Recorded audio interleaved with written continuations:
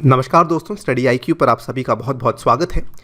हाल ही में United Nations security council की एक स्पेशल मीटिंग कंडक्ट करी गई थी। इस स्पेशल मीटिंग का जो नाम है इट इज़ कॉल्ड एज अरिया फार्मूला मीटिंग। ये असल में जो अरिया फार्मूला मीटिंग्स हैं काफ़ी लंबे समय से कंडक्ट होती आई हैं। ये क्या होती हैं इनके बारे में हम आगे जाके आपसे बात करेंगे, लेकिन इस अरिया फार्मूला मीटिंग की एक विशेष बात क्या रही, इसमें जो इंडिया के डेप्यूटी एम्बेसडर हैं टू द यूनाइटेड नेशंस, उन्होंने कई सारी बातें कही और ये वाली जो बेसिकली उनकी स्पीच थी it had to deal with a very very important thing. इन्होंने ये चीज़ की बात करी थी कि किन किन सर्कमस्टांसेस में इंडिया फोर्स का इस्तेमाल कर सकता है, यानी कि वो कैसी परिस्थितियां हैं जब इंडिया को लगे कि हमें बल का प्रयोग करना चाहिए। ये काफ़ी इंपॉर्टेंट है, काफ़ी इंटरेस्टिंग है। इन्होंने इनडायरेक्ट तरीके से पाकिस्तान के ऊपर भी इशारा किया कि किस तरीके से पाकिस्तान कई सारे नॉन स्टेट एक्टर्स को भी पनाह दे रहा है और इसके बारे में भी हम आपके साथ बात करेंगे। ये वाला जो वीडियो है आपके एग्जामिनेशन के पॉइंट ऑफ व्यू से काफ़ी रेलेवेंट है ऑब्वियसली, क्योंकि इसमें जो बातें कही गई हैं वो कहीं ना कहीं भारत का एक स्टैंस दिखाती है कि हमारा स्टैंस क्या है with respect to use of force. And also ये कहीं ना कहीं ये भी हम इसमें डिस्कस करेंगे कि कई सारे ऐसे इंपॉर्टेंट आर्टिकल्स हैं जो कि इस चीज़ को जस्टिफाई करते हैं। ये सारे के सारे जो आर्टिकल्स हैं ये यूनाइटेड नेशंस के चार्टर से ही निकले हुए आर्टिकल्स हैं, तो सवाल वहाँ से भी आ सकता है। चलिए स्टार्ट करते हैं, काफ़ी कुछ आपको जानने को मिलेगा। मेरा नाम है अनिरुद्ध। यदि आप लोग इस लेक्चर की PDF को डाउनलोड करना चाहते हैं तो मेरे टेलीग्राम चैनल से कर सकते हैं। इसके अलावा सोशल मीडिया पे भी आप मेरे साथ जुड़ सकते हैं। स्टडी आईक्यू ऐप को यदि आपने अभी तक डाउनलोड नहीं किया है तो इसको आप लोग डाउनलोड कर सकते हैं from the Google play store. और इस ऐप पे आपकी यूपीएससी की तैयारी को आसान करने के लिए हमने एक डेडिकेटेड कोर्स लॉन्च किया है जिसका नाम है 1000 MCQs हिस्ट्री कोर्स। इस हिस्ट्री कोर्स में हमने हिस्ट्री के सभी जो टॉपिक्स हैं उनको कवर किया है with modern India, medieval India, ancient India and art and culture. यदि आप इस साल के यूपीएससी की पेपर की तैयारी कर रहे हैं, इस कोर्स को बाय करना ना भूलें। ये आपकी हिस्ट्री की स्टैटिक नॉलेज को काफ़ी ज़्यादा बढ़िया कर सकता है। राइट, तो वीडियो को शुरू करने से पहले कुछ बेसिक चीज़ें आपको मालूम होनी चाहिए। सबसे पहले तो यूएन चार्टर क्या चीज़ है। जब यूएन की स्थापना करी गई थी, यानी कि जब यूनाइटेड नेशंस की स्थापना करी गई थी 1945 के बाद है, जब दूसरा विश्व युद्ध समाप्त हुआ था, उस टाइम पे यूएन की स्थापना के साथ साथ एक चार्टर भी बनाया गया था। ये बेसिकली ये वो चीज़ है जो कि ये बताता है कि यूनाइटेड नेशंस किन सिद्धांतों के ऊपर काम करेगा। ऐसा मान लीजिए जैसे जिस प्रकार से भारत के कॉन्स्टिट्यूशन का प्रियम्बल है ना, उसी तरीके से यूएन का भी एक चार्टर है जो कि उसको बताता है कि आपको आगे जाके जो भी फैसले लेने हैं, जो भी बड़ी बड़ी रेजोल्यूशंस आपको लेने हैं, वो आपको इस चार्टर के आधार पे लेने होंगे। तो इसीलिए इसको फाउंडेशनल ट्रीटी कहा जाता है यूनाइटेड नेशंस के लिए। ये जो चार्टर था ये बेसिकली आर्टिकुलेट करता है a commitment to uphold the human rights of citizens and outline a broad set of principles so that हम लोगों के लिए higher standard of living achieve कर सकें, हम उनकी इकोनॉमिक, सोशल, हेल्थ और जो उससे साथ जुड़ी हुई जो दिक्कतें हैं उनका हम समाधान दे सकें, एंड साथ ही में यूनिवर्सल रिस्पेक्ट हो सके for every kind of human rights and fundamental freedoms without any sort of distinction, बिना किसी भेदभाव के। फिर भले वो सेक्स से जुड़ा हुआ भेदभाव हो या भले वो लैंग्वेज से या फिर रिलीजन से जुड़ा हुआ भेदभाव हो। तो ये बेसिकली आपका यूएन चार्टर है। अब इस यूएन चार्टर में कई सारे अनुच्छेद हैं, जैसे हमारे भारत के कॉन्स्टिट्यूशन में कई सारे अनुच्छेद हैं, वैसे ही इसमें भी कई सारे आर्टिकल्स हैं, जिसमें हम दो आर्टिकल्स की तरफ आपका ध्यान आकर्षित करना चाहते हैं। सबसे पहले हम बात करेंगे आर्टिकल 51 के बारे में, फिर मैं आपसे बात करूंगा आर्टिकल 2 सब क्लॉज 4 के बारे में। जो आर्टिकल 51 है ये क्या कहता है, ये बेसिकली ये आपको प्रावधान देता है कि कंट्रीज़ के पास सेल्फ डिफेंस का अधिकार है। कहने का मतलब, मान लीजिए आप की कंट्री, मान लीजिए इंडिया के ऊपर कोई सशस्त्र हमला होता है, मान लीजिए इंडिया के ऊपर कोई साइबर अटैक होता है, मान लीजिए कोई भी और कंट्री है जिसके ऊपर इस प्रकार का कोई हमला हुआ है, उस केस में इंडिया सेल्फ डिफेंस में एंगेज कर सकता है। ऑब्वियसली अगर आपके ऊपर कोई हमला करेगा तो आप अपने आप को बचाने के लिए कुछ ना कुछ कर सकते हैं, आप अपने आप को बचाने के लिए कुछ ना कुछ प्रक्रिया कर सकते हैं। It can also include collective self defence. मान लीजिए दो देशों पे साथ में हमला हुआ है, मान लीजिए इंडिया और नेपाल के ऊपर साथ में हमला हुआ है, तो इंडिया और नेपाल साथ में मिल करके अपनी आत्मरक्षा के लिए कुछ ना कुछ प्रक्रिया कर सकते हैं। ये वाला आर्टिकल बहुत ही इंपॉर्टेंट है, आर्टिकल 51। ये इंपॉर्टेंट इसलिए है, ये बेसिकली कहीं ना कहीं इसका ये ऑफशूट निकल के आता है कि कल को अगर बात ऐसी होती है तो ऐसा नहीं हो सकता कि इंडिया पहले जाके किसी और कंट्री के ऊपर अटैक करे। यानी कि जब तक आपके ऊपर कोई आर्म्ड अटैक नहीं हुआ है, तब तक आप सेल्फ डिफेंस वाला जो ये चीज़ है नहीं कर सकते हैं। यानी कि पहली चीज़ आर्म्ड अटैक का होना इंपॉर्टेंट है, दूसरी चीज़ तब जाके सेल्फ डिफेंस पिक्चर में आता है। इसी के साथ जुड़ा हुआ आर्टिकल है आर्टिकल 2 क्लॉज 4।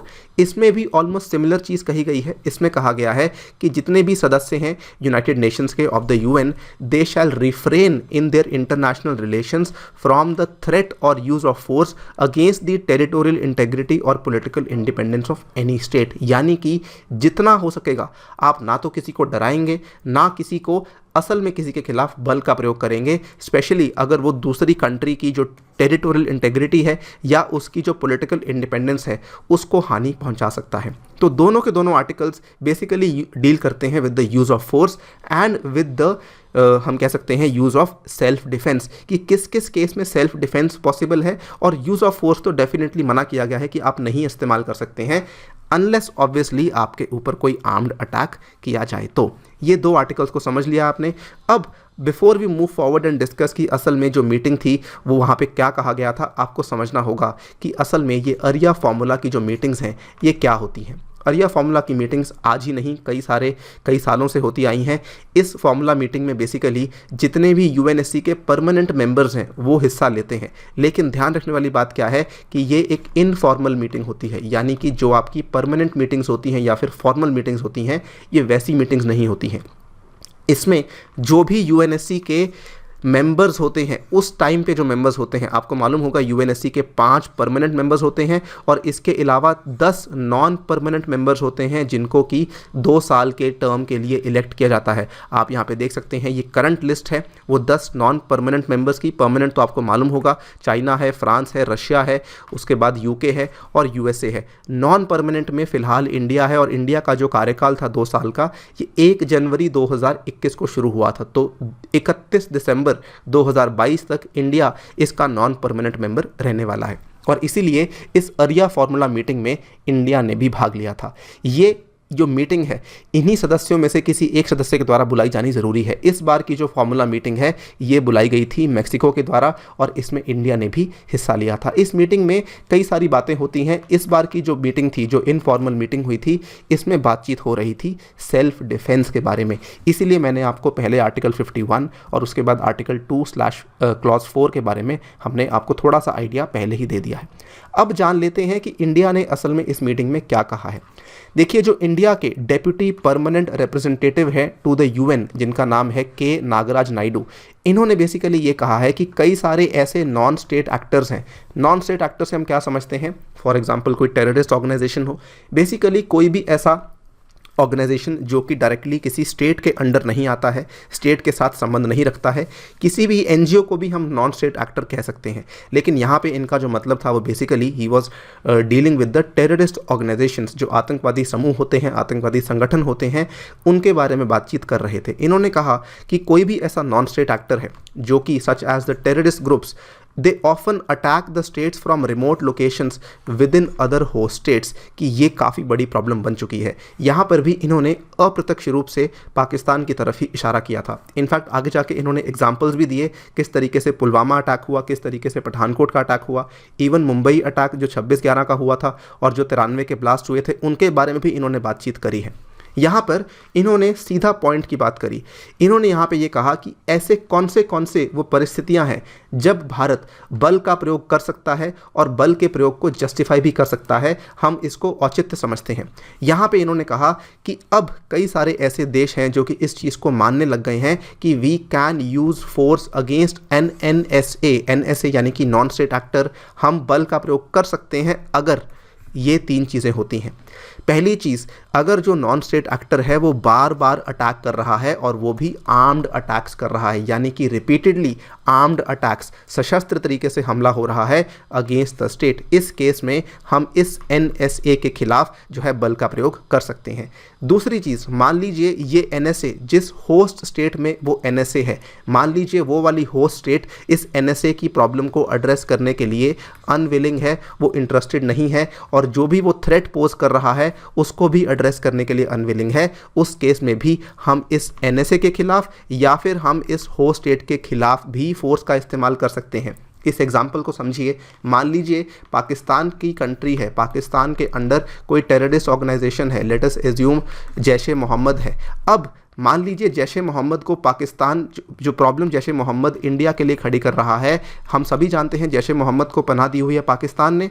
अब मान लीजिए जैश ए मोहम्मद जो है बार बार इंडिया में अटैक कर रहा है, सिनेरियो नंबर 1, उस केस में भारत जैश ए मोहम्मद के खिलाफ बल का प्रयोग कर सकता है।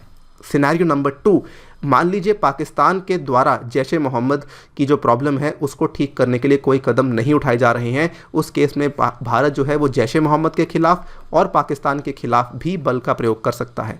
और तीसरा सिनेरियो ये आता है कि जो होस्ट स्टेट है वो एक्टिवली सपोर्ट कर रही है और स्पॉन्सर कर रही है दी अटैक बाय दी NSA, उस केस में भी भारत बल का प्रयोग कर सकता है।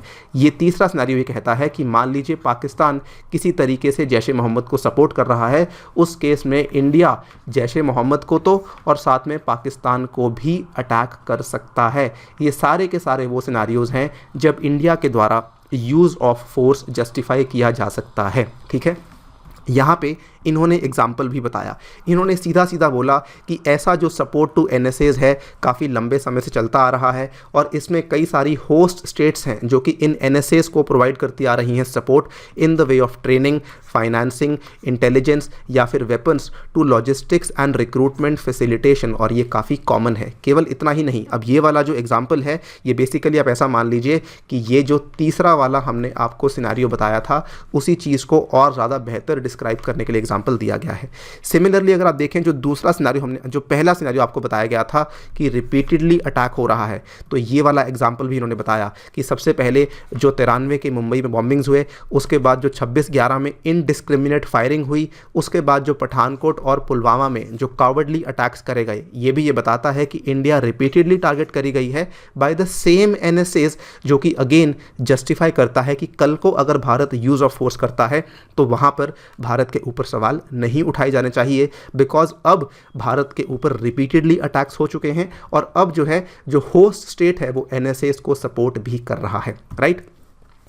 That is where he said कि ऐसे केस में इंडिया मजबूर हो जाएगा बल का प्रयोग करने के लिए। और इसमें इन्होंने ये भी कहा कि a state would be compelled to undertake a preemptive strike when it is confronted by an imminent armed attack from a non-state actor operating in a third state। अब इस चीज़ को दोबारा समझ लीजिए, यहाँ पर भी इंडिया ने ऐसा नहीं कहा कि कल को हम बल का प्रयोग करने वाली पहला देश होंगे, यानी कि ऐसा नहीं कि कोई दूसरा देश कुछ कर ही नहीं रहा है और हम जाके बोलेंगे कि हम आपके खिलाफ युद्ध डिक्लेयर करते हैं। जी नहीं, ऐसा नहीं होगा। इसमें इन्होंने केवल इतना कहा है, मान लीजिए इंडिया को ऐसी खबर मिलती है कि हमारे ऊपर एक इमिनेंट आर्म्ड अटैक होने वाला है, यानी कि आने वाले कुछ समय में, कुछ हफ्ते में, कुछ महीनों में या फिर कुछ टाइम में हमारे ऊपर कोई सशस्त्र हमला होने वाला है, तो इंडिया अपने बचाव के लिए पहले से प्रीएम्प्टिव स्ट्राइक कर सकता है। यानी कि हम पहले से तैयार हो सकते हैं और पहले से ही हम यहाँ पे स्ट्राइक कर सकते हैं अगर हमें लगता है कि हमारे ऊपर कोई अटैक होने वाला है। और ये वाला जो अटैक हम करेंगे हम एक नॉन स्टेट एक्टर के ऊपर कर सकते हैं। इस केस में उन्होंने कहा कि अगर ऐसा हमें लगता है अटैक होने वाला है तो इंडिया के ऊपर ऐसा कोई ऑब्लिगेशन नहीं कि हम यूज़ ऑफ फोर्स करने से रिफ्रेन करेंगे अगर हमें ऐसा लगता है, right. So this is what was said, this was the main highlight, जब उन्होंने पहले तो कंडीशंस बताई और किस तरीके से बताया भारत को टारगेट किया जा रहा है, और फिर बताया कि अगर ऐसा दोबारा होता है तो भारत बल का प्रयोग करने के लिए मजबूर हो जाएगा। इसमें उन्होंने एग्जाम्पल्स भी बताए। इसमें उन्होंने बताया कि यूनाइटेड नेशंस के द्वारा ही जो रेजोल्यूशन नंबर 1368 और रेजोल्यूशन नंबर 1373 लिए गए हैं, ये दोनों रेजोल्यूशंस आप यहाँ पे देख सकते हैं। दोनों के दोनों रेजोल्यूशंस जो लिए गए हैं, ये लिए गए थे सितंबर वाला जो अटैक हुआ था यूएसए में वर्ल्ड ट्रेड सेंटर के ऊपर, उसके बाद यूएसए के द्वारा स्पॉन्सर्ड रेजोल्यूशंस थे जिसको कि यूएनएससी ने एक्सेप्ट किया था कि, और इन्होंने इसका समर्थन किया था इस पर्टिकुलर व्यू का कि self defence is available to avert terrorist attacks, कि अगर आपको पहले से ही सूचना मिल जाती है कि आपके ऊपर कोई हमला होने वाला है तो उस केस में सेल्फ डिफेंस, आत्मरक्षा अगर आप करते हैं तो वो बिल्कुल सही है। और इसीलिए इन्होंने इन दोनों रेजोल्यूशंस की बात करी थी कि ये दोनों रेजोल्यूशंस भी इसी चीज़ का समर्थन करते हैं। इतना ही नहीं, इन्होंने अपनी बात को और दमदार बनाने के लिए ये भी कहा कि पुलवामा में एग्जैक्टली ये हुआ था। ये काफ़ी बड़ी रेवलेशन है, कई सारे लोगों के लिए इसमें काफ़ी बड़ा झटका लग सकता है इसमें सुनकर। सो देखिए, जो पुलवामा का अटैक हुआ था, हम सभी जानते हैं पुलवामा का अटैक 14 फरवरी 2019 को हुआ था, राइट। तो ये जब अटैक हुआ था उसके 2 हफ्ते के बाद इंडिया के द्वारा एयर स्ट्राइक करी गई थी। कहाँ पर? बालाकोट में।